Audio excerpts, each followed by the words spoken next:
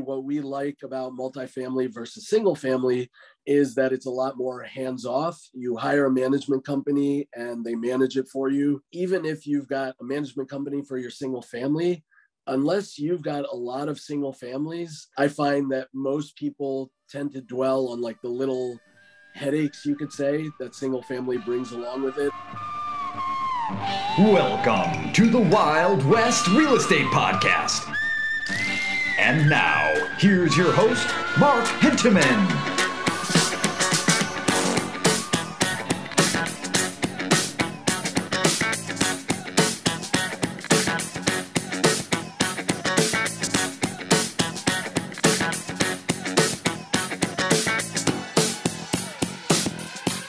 Today's guest has been investing in real estate for 20 years. He invests as both an LP, GP, and KP, and he does private lending. I'd like to welcome Yoav Gilad. Thank you very much, Mark. Thank you for joining us. Sorry for stumbling through this. I'm a little flustered. I've got a co-host now scrutinizing everything I do. I wrote it down. So everybody welcome Jamie Gruber, my partner, my friend, my pal. And I said, hey, you should come on one of these and we'll co-host so I can make fun of you. You wanted, well, you wanted looks. You know, there's a certain, you're in the business, Mark. You know that sex appeal sells. Right. So when you think sex appeal in multifamily, Jamie Gruber. The number one rule is sex sells. Yep. So if you go now, Google sexy multifamily, I pop up. So. Now I know why I was invited. That's right. Well. Yeah, that too. No, it's fun to be here, man. I've listened to the show for a while, obviously, and we've partnered with you with Quantum Capital, and I know Yo pretty well as well. So it's really good to be here. I appreciate you having me on, and Yo, I'm always good to see you. Yeah, I'm excited, and you've got your own podcast. You're the host of the Tribe of Millionaires podcast, which is got a huge audience, much bigger than mine. But well, okay. I'll leave that alone. That last sentence, but yes, my podcast is much bigger than Mark's. And we do have an excellent following. Yeah, check us out, Tribe Millionaires, some amazing guests, including Mark Henteman. You were a fairly recent guest that we had on. And that episode got some really good traction. So I appreciate it. Oh, yeah. All I remember is all my ums and uhs that were in it. You're in the gap, not the game, right?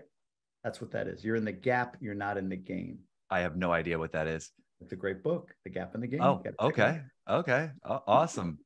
We'll get well, welcome. Love to hear your story and hear how you started out and did you start with lending? No, actually, and to back up a little bit, my wife actually started our company. She worked for the NFL, designing and building and running their websites like ProBowl.com, SuperBowl.com, etc. And after 5 years, she found herself a little bit bored and wanted to try something new. We had a small condo in Venice Beach at the time. We were getting ready to sell it to move into a single family. And so she rehabbed it and basically treated it like a flip and sold it and did great on it. And that kind of launched her into real estate. I personally have been investing for 20 years, as you mentioned, but it was always kind of passive. And I guess I was house hacking before it was a thing. When I was getting my second degree, I bought a place and I rented a bedroom to another student. And money was really easy to come by back then. That was like 2004, 2005. Easy to get no-doc loans. So while I was getting a degree, borrowed a lot of money and then bought a place, then sold it, turned it into a 3-bedroom, rented 2 bedrooms there. And so just kind of grew. And actually at that time, I borrowed more than I needed and bought another place. Then 2008 happened and it all went downhill. But back to my wife, she decided to be active. And so she flipped this condo I had in Venice. And after that, started researching tax sales. And it just so happened that Michigan was the next one coming up. And so we bought a few properties and actually flipped them without ever having seen any of them in person. We never got the keys. Yeah, we bought them through the tax sale, put together a great team of people and just flipped them from California. Coincidentally, like a year later, I got an offer out here, which is what brought me to Michigan. And I was still W-2 while my wife was running this company. And once in a while I would help out with something, if I could, but mostly it was her running the show.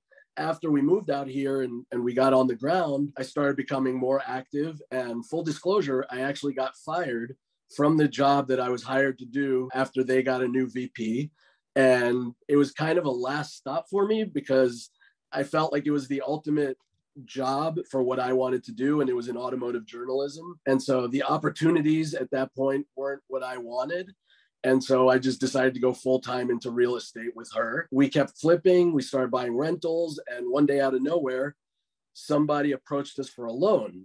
We didn't know if it was legal, if we could do it. But after research and talking to attorneys and figuring out that it was legal, we wrote a loan. And then we wrote another one and another one. And now we're past 100 loans in about just under 5 years. And so it's going strong and we love it. And now kind of looking for a CEO to take over and also moving into multifamily. Oh, cool. Hey, a couple quick questions. One is relevant to almost nothing. You mentioned your wife worked for the NFL. Is that in Culver City? I know a good friend of mine's wife also works for the NFL. Cool. Yeah, it was in Culver City. I forget what that location is called, but yeah, she was out there. I was always envious of my friend's wife's job. And then secondly, like, how did you get into lending? You explained that you got into lending and you found that you could do it. Were you lending your own money or were you like getting money from elsewhere? So the first loan we ever wrote was actually only for $10,000 and it was to do an Airbnb arbitrage deal. The borrower ironically wound up defaulting, but for what it's worth, it launched us on this path where we've done very well. So while the first one was a miss, subsequently we've done well. And I think we've only had 4 defaults out of more than 100 loans. I think we're around 120 or 130 now. So it's been a great process. And what does that? Sorry, to answer your question. Yes, we were initially lending our own money. We still do that today, but we also have some investors and also some strategic partners that allow us to lend a lot more.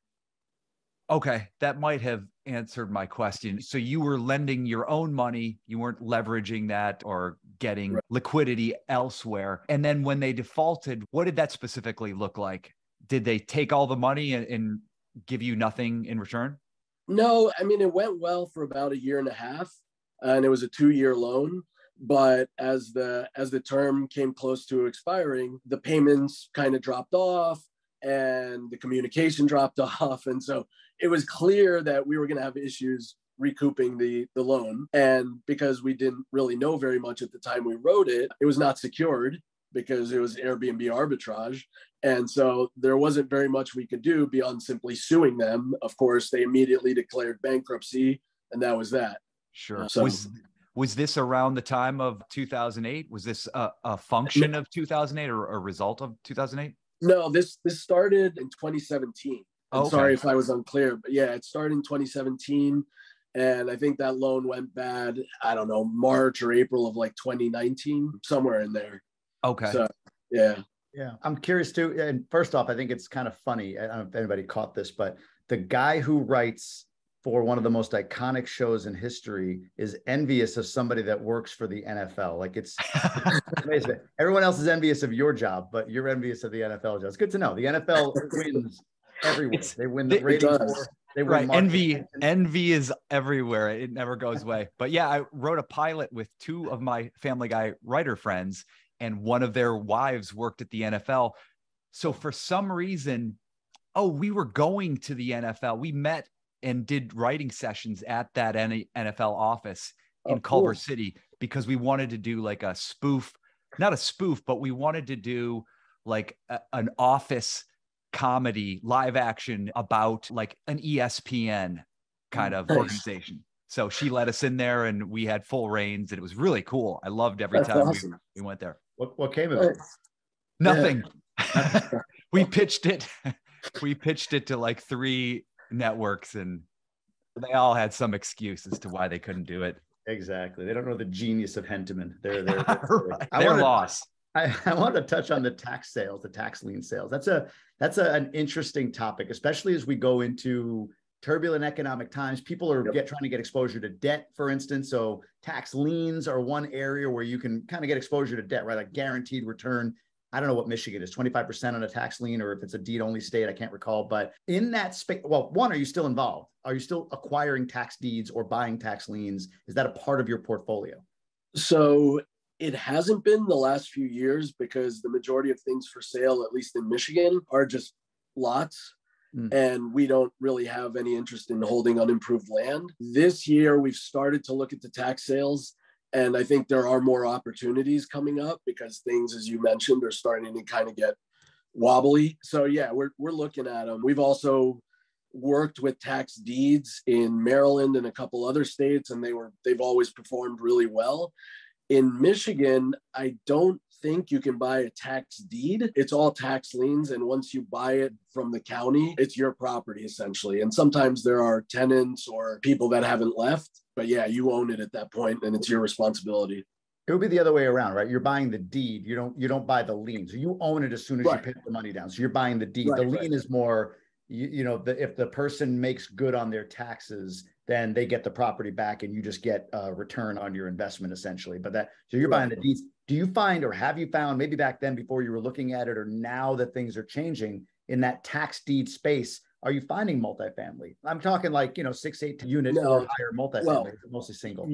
You can find them, but it's extremely rare. It's mostly single. And like I said, the last few years, it's just been lots and, nothing that you can get cash flow on easily anyway.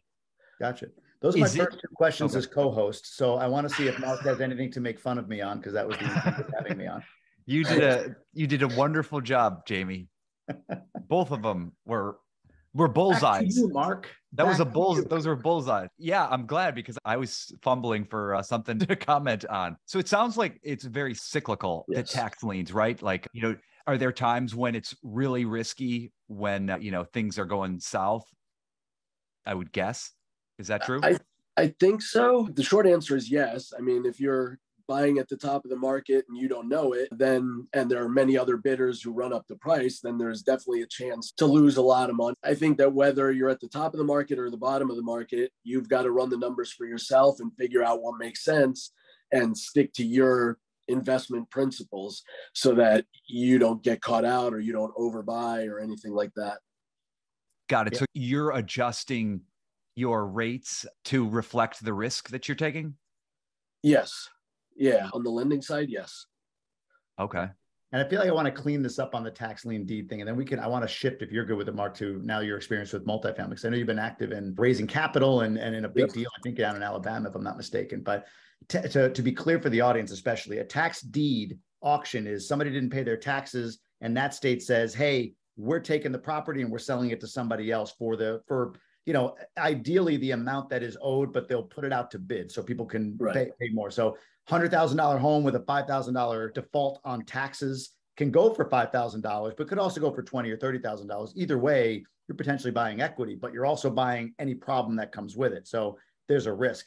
Tax lien is somebody defaulted and the county says, hey, you can buy the debt because we don't have the money. They're not paying us. Can you pay us what they owe? And we'll pay you 10 or 20 or 30% on whatever you put. So again, that $5,000 tax delinquency, I might buy that as a lien and get 20% on that 5,000. But the moment somebody pays their debt, they get the house back, or if they don't, I can foreclose on it, but I don't own it until I do that. So just to be clear on tax lien, tax deed. I don't know. I wanted to educate Mark. I'm like a Swiss Army knife. I have many things that I can come out with, just information. I'm amazed. I don't know. If you're wondering, I got to clean this up. If you're wondering, tax liens, only 3 to 7% don't take care of their own tax burden and take the property back. Like you can only foreclose typically on 3 to 7% of properties that you buy the lien on. Boom. Wow. Where did you get all this knowledge on tax liens? I am a man of many mysteries. Okay. I'm like the Dos Equis guy, but balder. Yeah. So have you ever done tax? Have you ever bought these? Never did. This is what's known as communicative knowledge, not applied knowledge. But yes, I do know this stuff, but I've never done anything with it. So wow. And for what it's worth, you're 100% right. Thank you for clearing up the confusion earlier. Yeah, all the tax liens that we have ever purchased got paid off, which is great. I mean, it's kind of like you've got a couple of options depending on your investment style. If you want less work, probably buy a lien. If you want more work and potentially a bigger reward by a deed. I love it. Awesome. So let's go to multifamily, Mark. I'll let you kind of jump in on that if you have specific questions, but I know you recently pivoted, Yoav. What is your multifamily pivot? What are you doing on this? So basically what we like about multifamily versus single family is that it's a lot more hands-off. You hire a management company and they manage it for you. Even if you've got a management company for your single family, unless you've got a lot of single families, I find that most people tend to dwell on like the little headaches, you could say, that single family brings along with it. Or you've got a property manager that calls you to say, hey, we've got to spend, somewhere right on that line that you've determined with them, $500 on problem X. And then you kind of get sucked into it, whether you want to or not. With multifamily, that doesn't happen. Also, the chance to make more serious money, I think, is there with multifamily. And that's what we also like about it, obviously. For us, and maybe I'm kind of jumping the gun, there were a lot of unanticipated obstacles with raising funds. And that was my primary role on the first deal. I thought, who wouldn't want to invest in this deal? It's going to be so easy. I know at least 100 people I can call up. It was much harder than anticipated. And this is specifically your first multifamily deal? Yeah, so I'm talking about the first one we did, which it was in Alabama, as Jamie mentioned. It was it is a 98 unit. And I think I called and emailed and spoke with about 100 people. And we did manage to hit our target of $1 million. We actually went over it a little bit. But out of the roughly 100 people that I spoke with, we got 7 investors. And it blew me away how difficult it was just to get those 7 to raise that 1 million. Yeah. And so I don't think that's a reflection on your ability to raise. I think that is across the board. It's hard. People don't want to, let go of their hard-earned money. So I think a lot of people I know have experienced that same thing it's not easy to raise $1 million, let alone like 5 million. Yeah. Well, it was so much fun that we're actually kind of, like I said, we're trying to get a CEO for our lending company so that we can go into this full time. We have been on a couple other projects. And so since then, we're looking to do it full time now and raise more funds. Looking back, I think obviously my assumption that it would be easy was wrong, but the reason that it was wrong is because of who I was targeting. And maybe I'll learn a new lesson subsequently, but I was mostly targeting people who are investors. And so everybody that I spoke to was basically like, well, this looks good. It seems like a solid deal, but I can make that much doing it myself. And so why would I invest and take a chance that something may happen, something may go wrong, which I don't really have a good answer for, except it's 100% passive. So maybe something's going to go wrong, but likewise with your investments, this at least is completely hands off. So sit back and relax and let me earn you some money. But apparently that was not compelling enough. So I got to find new investors, not active real estate investors. Right. So you were just going after the wrong crowd. You needed to identify and build a base of passive investors, maybe people who are working, have, jobs they like and are spending time, and they have money, but not time. Exactly. Basically. Yeah, that's a good point. If you've got operators that that buy their own portfolio, that's very different. The passive investor, and I mean, even those folks should diversify, right, and invest in other deals. I mean, I do. I don't just invest in quantum. I have other operators I invest with, and my own portfolio as well. But I think that's a really good takeaway. What's your role with this? Did you find this 98 unit? Give us a little bit more about how your 98 units, $1 million raised. It sounds like you were probably part of a larger team, I would guess. Yeah, absolutely. So the deal wound up being $15.5 million for 98 units. We brought in a total of about 5.5. I don't remember the exact number, but we were part of the team. We also offered to put in some of the risk capital. So we wrote one of the non-refundable EMDs. We also worked as I'm forgetting the terms. We basically provided liquidity reserves and capital reserves on the deal. And so this was one where we were GPing, but we became not sponsors, but key partners. Brought in by the sponsors who brought it to me originally. But they're awesome and they're premium cash flow capital, and everybody should go and invest with them, as we plan on doing. Little plug, sorry. But yeah, it was a great experience. The listener to this podcast, sorry, Mark, is likely looking at, okay, yeah, I'm vetting sponsors or whatever. The 7 people that invested with you, that invested the $1 million, I mean, that's 7 people to invest $1 million. That's, a good chunk per, if you average it out. What was it that about investing passively in this deal that was important to them? What did you learn from that experience of they invested? Why? I think the main reason was that it was out of those 7, I want to say only 2 are active real estate investors. And the numbers absolutely skew towards people who have money, they work W-2s and they have good income, but they can't source deals, they can't find them. And they absolutely do not want to be getting calls from asset managers, property managers, anything like that. So that was the main thing. Hey, and I was going to jump in because we speak a lot about multifamily investing on this, and I don't know that we've ever kind of shined a light on what a key partner is in being a guarantor. Do you want to talk a little bit about that? Like explain exactly what that is, because it's a part of every deal that, it's a role that you can play if you've got some liquidity or the ability to fund that. Sure. So basically, you have sponsors, which are normally the people who source the deal, underwrite the deal, and make sure they get a contract. And this is obviously my understanding. I think that it can include capital partners with large amounts of capital or people who are willing to sign on the loan, but it can also be separate groups. In my case, obviously, I'm separate from the company that I mentioned, Premium Cash Flow Capital. And so, yeah, I got to the position where they asked me to co-sign, and I did. And it was kind of a nerve-wracking experience, and I can go into that if you like. But yeah, we signed on the loan, and so that's what made us key partners in this and got us kind of extra returns above and beyond what we may normally expect as general partners, which is typically the people who raise funds. Right. So you're a guarantor. You're guaranteeing the loan, which means that if things go south, you may lose some money or you may be responsible for it.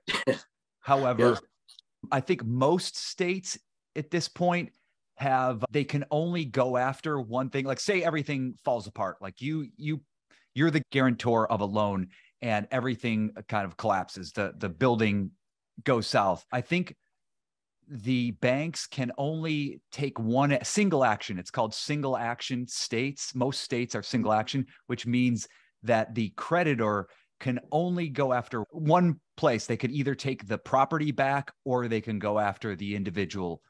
And it's much easier just to take the property back. So I think, there's some insulation there, but there's still at risk having your funds on the line, right? Credit on the line. No, it makes total sense. That's interesting. Yeah. I didn't know that. And look at you. See, you're full of knowledge too. Some knowledge. What is it? Single something? Single action states. States. Gotcha. Which means if things go south, if there's a bankruptcy or if a property, gets foreclosed on, they can either choose going after an individual or going after the property and taking the property back. And most of the time, the creditor, the bank, goes after because it's a much simpler process. You don't have to go to court and fight for it. Makes total sense. Yeah. So when you're signing on the loan, I'm assuming you're getting a premium as far as the general partnership, correct? So, I mean, your role is carved out as you have got a capital raising role. You have you're a key principal, essentially a sponsor on the deal. So you get equity in proportion to that. Do they how do they, if you don't mind, I mean, you don't have to get into percentages, but how do they weigh all of that for you? Because you had a unique role in all of this. Yeah, basically they've got certain percentages that go for certain roles or certain tasks that have to be filled. Like if you put in a certain amount of the EMD, you get another 1 or 2%. If you sign on the loan, you get another 1 or 2%, X%, I should say. And so, yeah, it basically goes through that. And I'm sure that every deal is different. I don't know. It seems to be kind of the way it's done, but yeah, I'm sure there's room to maneuver if somebody wanted to either renegotiate or just change the terms altogether. Makes sense. Yeah. The other question that jumps to mind for me is with going forward, you mentioned you're going to kind of pivot your marketing to people that are maybe more passive minded? How? What tactics are you deploying? Like, how do you build? Because you're essentially rebuilding your database, right? You have this list. Right. Hey, $1 million off 100 people. It's 10 grand up. Yeah, all day. These guys know me. They, no problem. And I feel the same way. There's whatever amount of money you think you can raise. Like, for anybody that's new to this is my rule. Which makes it pretty much unreliable. But for any amount of money you think you can raise, expect to raise half of that. Have that as your number, and then expect to raise 25% of that at the end of the day to actually get in the bank, 25% of that. Because, when you're new to capital raising, and I'm getting a little bit better at this now, the thought is that people have been telling you how they want, I don't have anywhere to put my money, anywhere to put my money. And so you have the thing, but, it's still hard, like Mark said, to part with your hard-earned cash. So you're rebuilding your database. How? What are the steps you're taking on that? So, yeah, it's absolutely a question of rebuilding the database. We are going after professionals exclusively now. Maybe I shouldn't say it that way, but we've come up with a few ideas that ask me again in a year or two, and I'll be happy to tell you what those were. But we've got some ideas about how to do it, and we're going to try to execute and do more of this stuff. Do you screen for 506B accredited investors versus non-accredited, or do you kind of cast a broad net and just find anyone who you can get on your list? We had been casting a broad net because the Alabama deal and another one that we did subsequently was 506B, so it was accredited and non-accredited. But not surprisingly, it turns out a lot easier to raise funds from accredited investors simply because they tend to have more cash and be more sophisticated. I think it's a lot harder to get somebody who only has $50,000 to invest to do it rather than having somebody who can invest $500,000, maybe put in half of that. So I think moving forward, we're probably going to stick to 506C deals where you have to be accredited to get in. Just because it's funny because the amounts of money are much larger, but it seems much easier to me to raise funds from those individuals. Right. And I think it's the reasons you stated exactly. They're more sophisticated. They can let go of $100,000 and be comfortable about it. I think when you're in the 506B space, that's just a more significant portion of their net worth. Exactly. Yep. Totally. Yeah. I have just one more question, Mark, and then I'll stop talking. No, I like it.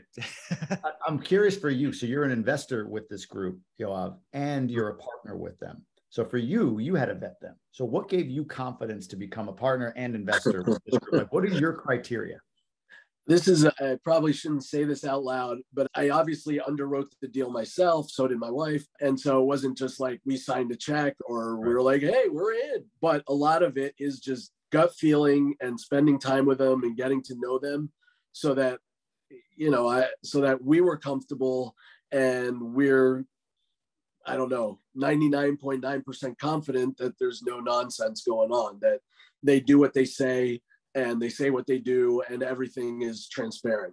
I think there's a lot of depth to what you just said, to be honest with you. Because what I'm hearing is, of course, you're looking at the deal. Of course, you're looking at the numbers. You're using your experience. I mean, you underwrite deals to lend on top of underwriting deals to buy, or you have for many years. So great. You've got that experience and you're looking at the deal and you're making sure it makes sense for you. But I think at the end of it, what you're saying is it's not about vetting, the right return or, what's the pref or any of that. It's vetting the operator, right? And gut feeling or intuition or relational feeling with folks or track record, like all of those are part of that gut feeling. Like, who are they? How do they, what do they represent? Do they return calls? Like, I think with Quantum, Mark, we've got transparency, availability, like all of these values that we embody. And I think that we come through really well on those values. We abide by those values. So when you're vetting an operator like you were, do they do what they say they were going to do? Right? Those elements of vetting the person, the humans behind this whole deal, I think is equally, if not more important, I think is what you're saying, than the deal. Like, you could tell me all day you're going to return me something, but if you don't have any track record, or if you don't, you don't return calls, or if you're not, on top of it, if you seem disorganized or you don't have good systems, like, yeah, great returns, maybe in a good market, maybe, but man, the second it turns, I don't trust that. So go with your gut. Yeah. But I think in that is a lot of human vetting. And I think that makes a lot of sense. Yeah. I think you're right. I think most investors bet on the individual more than they do the deal. And it's Right. know, like, and trust. Do they know, like, and trust you as an operator? Totally. Yeah. And actually, that was a pretty big theme at the Go Abundance Detroit conference. It was just, the two most important things are, one is the team and two is the track record. And that's basically the same thing, really. I mean, it's one thing. Like, do these people, as I said, do what they say? Do they act like they're going to manage it?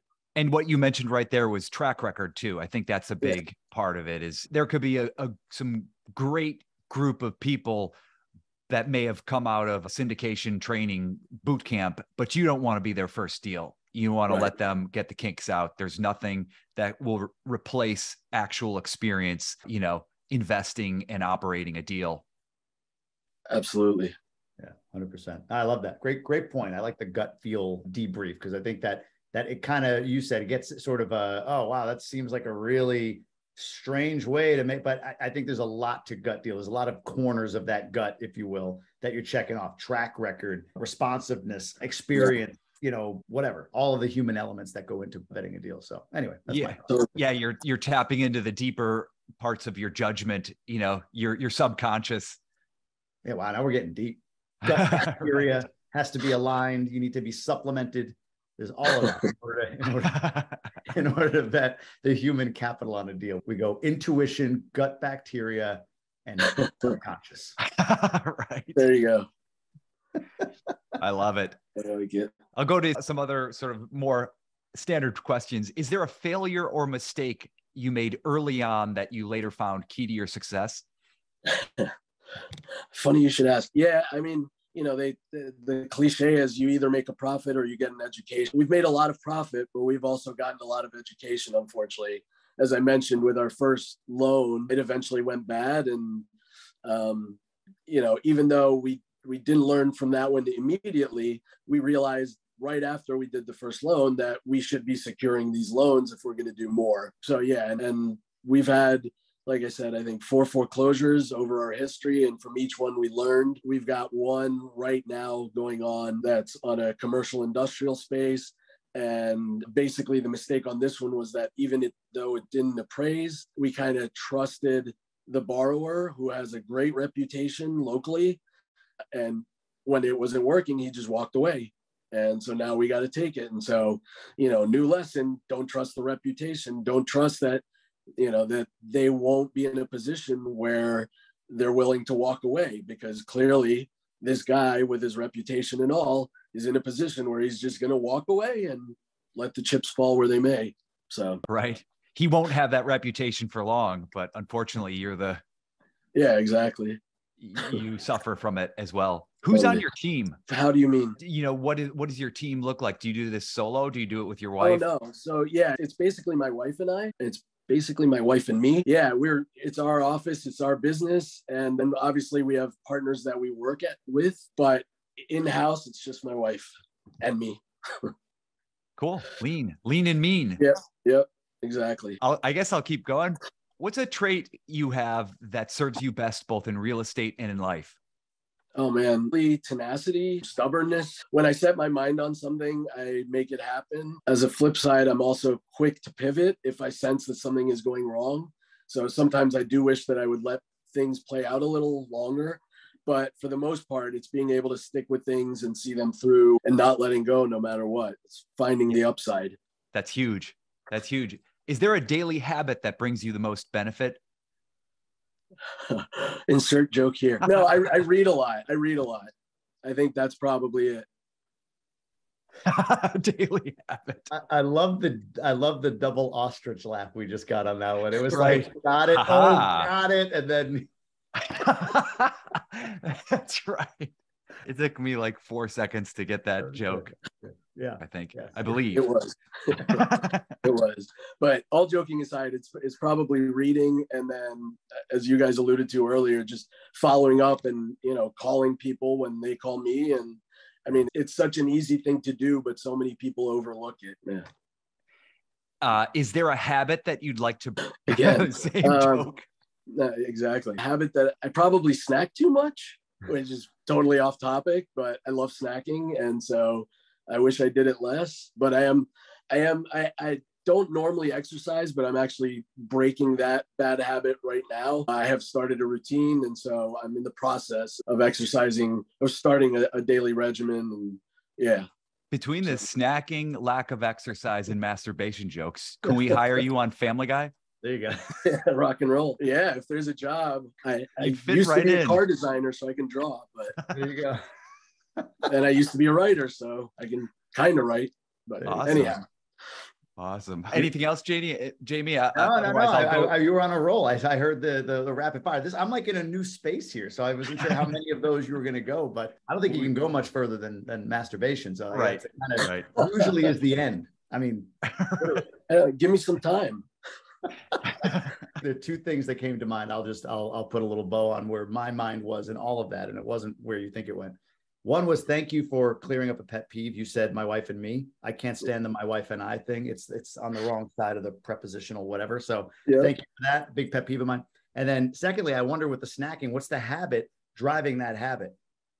I love to eat, and I it's hard for me to gain weight, actually. And that sounds like a humble brag, but because of my health history, I find it hard to gain weight. And so I can pretty much eat what I want and typically do. And so here we are. There you go. Awesome. Are you ready for our question round? Please. All right. All right, here we go. The book you've recommended most over the past year. Talent is Overrated. By Jeff Colvin, I think. It was basically about how the greatest performers in all spheres got that way, not because they have some innate inborn ability, but rather because they do this one thing over and over and over from childhood typically, but they also focus on the areas where they're weakest to build those up to overcome any shortcomings. Yeah, great. I'm not familiar with that book, but I experienced that for 25 years in the writing business. Yeah. Awesome. People enter our writer's room and they're bad. And then, 4 years later, they're great because they do it all the time. Exactly. Do you have a favorite quote? Not off the top of my head. Sure. Yeah. The fortune favors the bold, maybe. Oh, that's super qualified. But yeah. That's a good one. What was your favorite movie when you were 15? Favorite movie? Probably, I don't know if it was out, but probably Goodfellas. Goodfellas? Okay. Yeah. Awesome. Yeah, I'm a big fan. That's a maybe good one. 16 or 17. Yeah. That's a great one. Aside from real estate, one thing you could spend all day talking about. Cars. Cars? Yeah. Are you a car collector? Or are you just obsessed with cars? I'm a neophyte car collector. Okay. Yeah. Okay. I don't have enough money, or at least my wife won't let me spend enough to really be a car collector. Do you want a 6-year-old RAV4? How did you know? Not at the moment. Price. Thank you.